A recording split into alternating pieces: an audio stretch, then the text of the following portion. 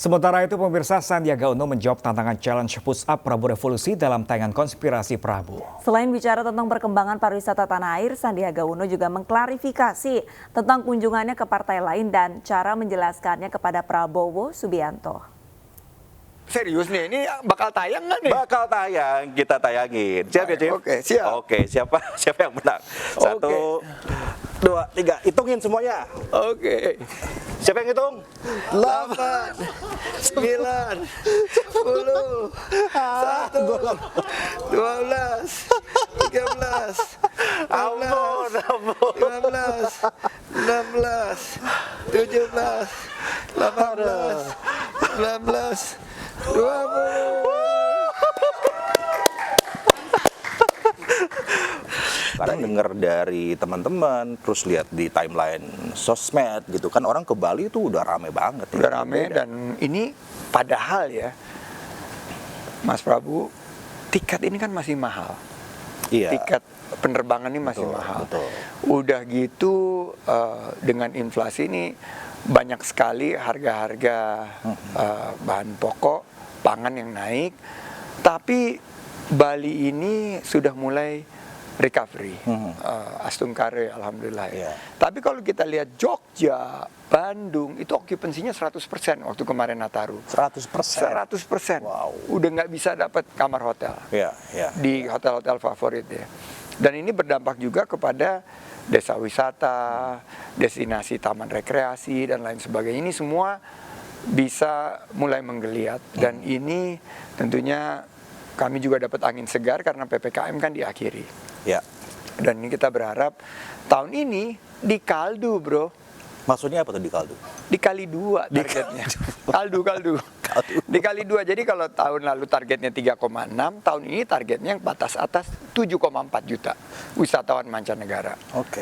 Dan wisatawan Nusantaranya di kaldu juga. Tahun lalu kita 700 juta pergerakan. Tahun ini ditarget batas atasnya 1,4 miliar pergerakan wisatawan Nusantara. Jadi ini tahun ini kita benar-benar harus tingkatkan inovasi, adaptasi kita, dan yang terpenting kolaborasi. Mas Menteri menjadi headlines di mana-mana, di media kami juga kami bahas gitu. Ada pertemuan antara Mas Menteri Sandi Uno dan Pak Prabowo gitu ya. 3 jam ya kurang lebih ngobrolnya, Chief, kemarin itu. Ya, sekitar Kurang itu. lebih itu kan lama banget ya. Kita sih pengen tahu aja, ini pasti penonton juga pengen tahu, itu yang diobrolin apa aja, Chief? Dan beliau bercerita tentang transformasi di sektor atau di kementerian yang beliau pimpin, pertahanan, bagaimana kita sekarang jauh lebih efisien, kita bisa mendapatkan mungkin suatu pengakuan dari negara-negara tetangga bahwa Indonesia ini mengalami kemajuan yang signifikan, apalagi dengan G20 kemarin, dengan sekarang keketuaan kita di ASEAN. Jadi itu kita bicara secara menyeluruh dan konsep bahwa beliau sampaikan kita jangan pernah bisa terpecah belah sebagai bangsa. Dan dulu waktu penjajah kita 350 tahun lebih, itu dengan konsep divide et impera, beliau sampaikan bahwa ya kita dipecah-pecah. Gitu. Termasuk solidnya harus di Gerindra juga begitu kan ya?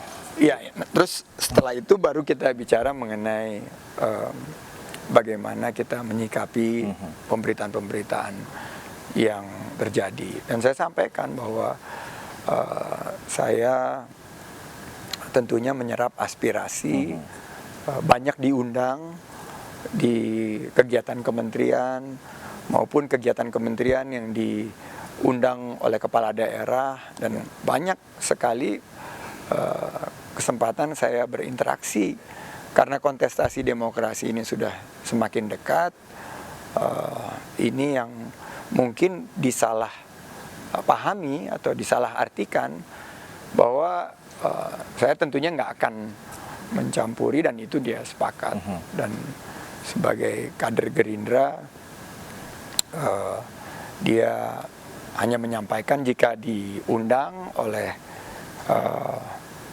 partai lain, walaupun itu dalam tugas kementerian, berkoordinasi dengan beliau, dan itu kita sudah sepakat. Jadi alhamdulillah no issue, dan ini akan terus kita bergulir, karena politik itu, Mas Prabu, kan always last minute. Sementara isu-isu kemasyarakatan, permasalahan yang dihadapi rakyat itu minute by minute. Jadi kita harus hadir menangkap aspirasi, memberikan solusi, dan memberikan motivasi. Siapapun itu.